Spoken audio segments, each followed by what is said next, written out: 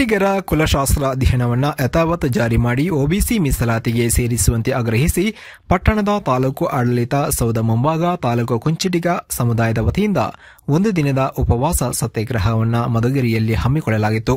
ಕರ್ನಾಟಕ ಕುಂಚಿಟಿಗರ ಒಕ್ಕೂಟದ ಅಧ್ಯಕ್ಷ ಗಾಂಧಿವಾದಿ ಕಸವನಹಳ್ಳಿ ರಮೇಶ್ ಮಾತನಾಡಿ, ರಾಜ್ಯದ 18 ಜಿಲ್ಲೆ ಹಾಗೂ 46 ತಾಲೂಕುಗಳಲ್ಲಿ ಕೃಷಿ ಮತ್ತು ಬುಡಕಟ್ಟು ಸಂಪ್ರದಾಯವನ್ನು ಹೊಂದಿರುವ ಕುಂಚಿಟಿಗರನ್ನ ದೇಶಕ್ಕೆ ಸ್ವತಂತ್ರ ಬಂದು 77 ವರ್ಷಗಳು ಕಳೆದರೂ ಸಹ ಇನ್ನೂ ನಮ್ಮ ಸಮುದಾಯವನ್ನು ಮೀಸಲಾತಿಯಿಂದ ವಂಚಿಸಲಾಗಿದೆ ಎಂದರು.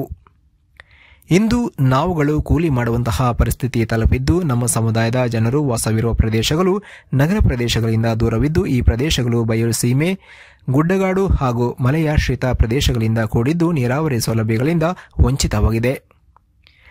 ರಾಜ್ಯ ಸರ್ಕಾರದ ಪ್ರವರ್ಗ 3ರಲ್ಲಿ 101 ಜಾತಿಗಳನ್ನು ಕೇಂದ್ರ ಸರ್ಕಾರ ಒಬಿಸಿಯಲ್ಲಿ ಮೀಸಲಾತಿ ಪಟ್ಟಿಯಲ್ಲಿ ಒಕ್ಕಲಿಗ, ಹಳ್ಳಿಕಾರ, ರೆಡ್ಡಿ ಸಮುದಾಯಗಳನ್ನು ಸೇರಿಸಲಾಗಿದ್ದು, ನಮ್ಮ ಕುಂಚಿಟಿಗರನ್ನ ಈ ಪಟ್ಟಿಯಿಂದ ಕೈಬಿಡಲಾಗಿದೆ ಎಂದು ಆರೋಪ ಮಾಡಿದರು.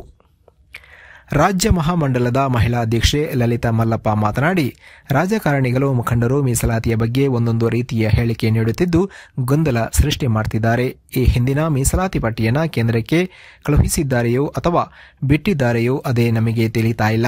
ಇನ್ನಾದರೂ ಸಂಬಂಧಪಟ್ಟವರು ನಮ್ಮ ಸಮುದಾಯದ ಮಕ್ಕಳ ಹಿತದೃಷ್ಟಿಯಿಂದಾದರೂ ಕುಂಚಿಟಿಗರಿಗೆ ಒಬಿಸಿ ಪಟ್ಟಿಗೆ ಸೇರಿಸಿ ಮೀಸಲಾತಿಯನ್ನ ನೀಡಬೇಕೆಂದು ಆಗ್ರಹಿಸಿದರು.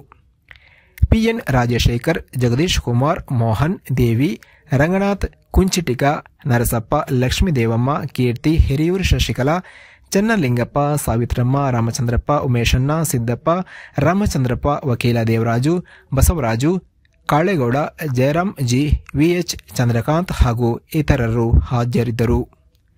ವರದಿ ಆಬಿದ್, ಮಧುಗಿರಿ. ನಮಸ್ಕಾರ, ನಾನು ಕಸನಹಳ್ಳಿ ರಮೇಶ್.